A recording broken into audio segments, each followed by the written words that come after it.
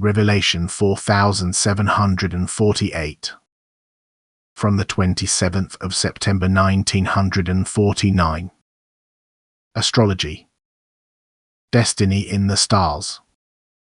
Only what is relevant for the redemption of the spiritual substance, hence only what provides more or less detailed knowledge about my plan of salvation and thereby also testifies to me and my fundamental nature, should be regarded as given by my spirit.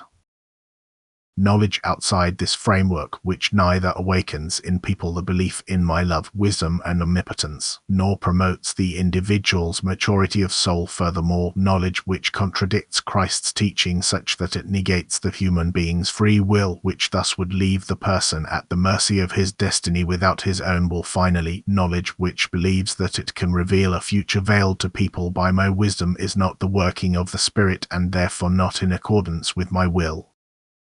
Rather, it is my adversary's means to divert people from true knowledge and to mislead them. People will never be able to ascertain or calculate how an individual person's destiny unfolds itself. All such claims are wrong conclusions or conjectures. They could certainly be coincidentally accurate, but then never on account of calculations or influences from specific stars. Instead, a person's destiny always corresponds to my plan of eternity, which is based on the human being's free will.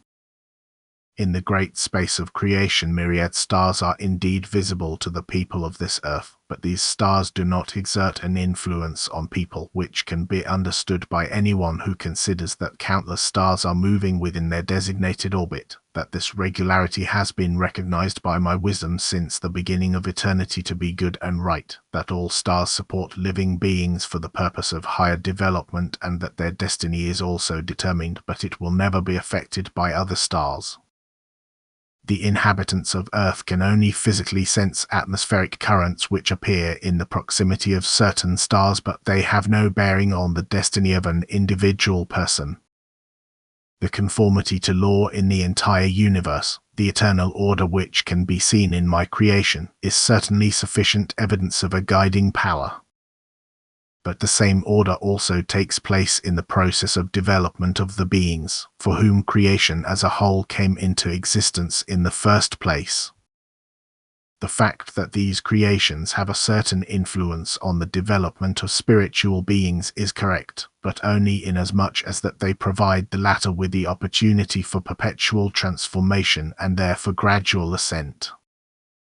However, in the stage of free will, people are confronted by events the way I, in my wisdom, deemed them to be beneficial for the being. The fact that all life on Earth takes place with a certain regularity causes people to come to wrong conclusions. They interpreted this regularity in line with their own ideas and concluded that they relate to the destiny of the human being. Yet these investigations do not correspond to the truth by any means and are not approved by me either, for I will always accept the human being's free will, even though I have determined his fate since eternity. Amen.